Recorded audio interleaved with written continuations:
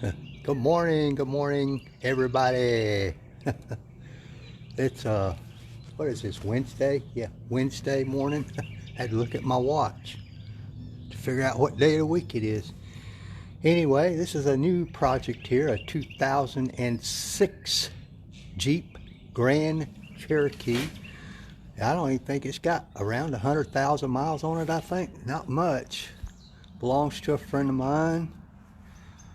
She doesn't drive it much, but here lately she's been having to go to an industrial area daily and park in a dirt gravel parking lot, as I understand it. And since it's raining, well, it's not started yet, but it's just misting a little bit. But it's rain forecast for the next, I don't know what, 4 or 5 days, as usual. But right now we're mostly going to focus, well, not mostly, we are going to focus on the interior, as she's in my age group, and not a whole lot of people ride in this vehicle on a regular basis. So, and she is a very clean person, so she keeps all of her stuff up relatively well. Her house is always spotless, but over time, as you might expect, with basically just one person riding in it most of the time, the driver's area is hammered a little bit. By far not the worst I've ever seen. But the seats are a little bit dirty, where, you know, when she opens the door and the dust and all gets in and you sit on it and you kind of grind it in with jeans or whatever. The floorboard is pretty nasty. Of course, I'll have to take them mats out and see if I can resurrect those a good bit.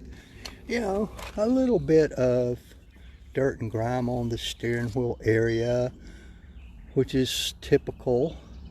And with women, a lot of times it's makeup that they've gotten on their face, on their hands, and then they end up getting it on the steering wheel, and body oils, and it's just typical. Everything's in really good shape. I mean, you know, it shouldn't be. The hardest part's going to be the carpets and the floor mats, as you might imagine. Probably use some F-bomb degreaser on those, some steam, some hot water extraction, drill brush, and it should spiff them up pretty good. Of course, first thing I'm going to have to do is I'll take those floor mats and all out. The console area is a little bit dirty, but not terrible. I've done a whole lot worse, as some of you might recall. A little bit of dirt and grime on that console there, but it's not bad. The rest of it's okay. Everything's a little bit dull, except the seats aren't too bad. What I hate are these. Those little holes. What, hundreds and hundreds and hundreds and hundreds of holes in each seat. What a pain they are to get all the little dirt and stuff that's accumulated in those out. You can't just vacuum them out, trust me. But she did have a dog at one time, and there's maybe a little residual hair from that dog, but it shouldn't be too bad. As you can see, the thing's not terrible. I'll spiff up the door jambs and all for the customer, even though some people argue that part of the interior is that part of the exterior. I'll probably end up having to clean the inside and the outside of the glass. It's hard to clean one without cleaning the other, because you can't see what you got going. But as you can see, it's not one of the worst interiors I've ever tackled. A little bit of stuff back here. One little stains right up in there. I think that was from her dog when she had the dog. There's a little bit of dog hair in here. See, there's a little bit of dog hair, but it's not bad.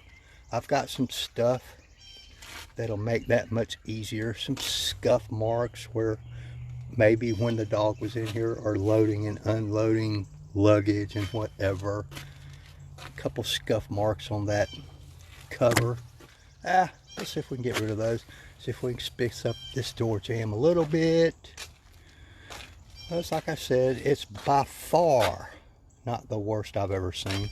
Yeah, those rear floor mats aren't bad, but they do need a little scrubbing and spiffing up. The doors and the handles aren't bad at all. Not much grub and grime there, a little bit. You can see some dark discoloration there.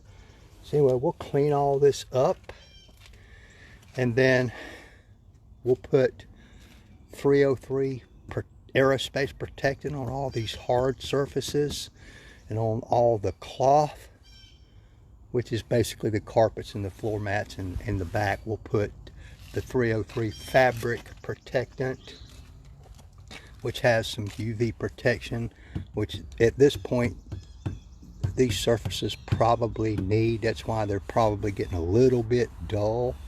I don't know if there's been any put on there prior to this, and it doesn't matter. If it's on there, I can feel that it's not much on there.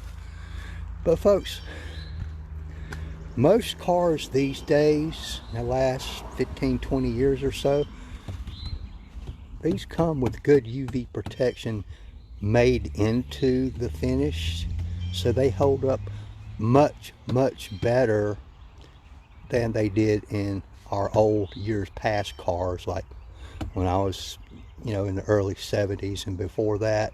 They would crack and discolor. They don't do that near as bad as they used to, but we'll add a little UV protection onto all these surfaces anyway, because I think she plans on keeping this vehicle for a while, so it will be worth the effort. But there'll be a lot of degreasing, rinsing, extraction, steaming, that sort of thing, both on the carpets and probably the seats. And I haven't decided yet. I may run the ozone generator in it, although moisture does not seem to have been a problem in here with any mold or mildew. But what I may do is just run it through her air conditioning heating system anyway, because those get moisture in them from condensation over time, and occasionally you will get mold and mildew in there. Hey there, Daniel Walker. Hey buddy.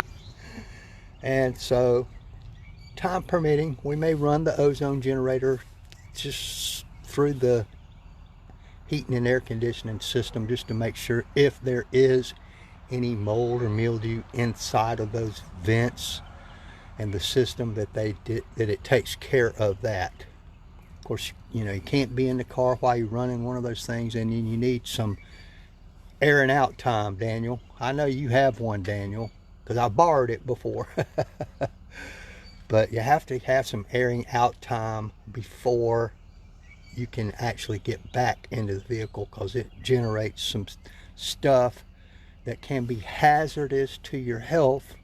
So you run it, then you have to let it air out for X amount of hours. I forget exactly what that is. Really, the longer the better, but there is a minimum time. I'll just have to look it up again. But it shouldn't be bad. Like I say, Daniel, nah, that's all right. You don't need but one, Daniel. Not on a car this size. And it's in such good shape. Now, if it had a lot of moisture and there was mold and mildew present that you could see or smell, I would take you up on that. But I don't see any, and I don't smell any. And as you probably remember, Daniel, there's no mistaking that odor. No mistaking it whatsoever. So I'm going to get started on this. But I appreciate you, Daniel. I appreciate the offer. Appreciate it very much, and I appreciate your business. But here we go. I'm going to get started. I'm getting started a little later than I had planned, because I had some other stuff I had to take care of this morning, mainly dealing with a bank. You know how that goes. Somebody raided my bank account, so I've had them fill out all kind of forms and blah, blah, blah, blah, blah. But anyway, just another little bump in the road. Oh well, But I'm gonna get started on this. First thing I'm gonna do is rip out the floor mats and get started on those over here with my steamer, my pressure washer, drill brushes, degreaser, and all that kind of stuff. Should be fun. All right, guys, appreciate you very much. Bye now.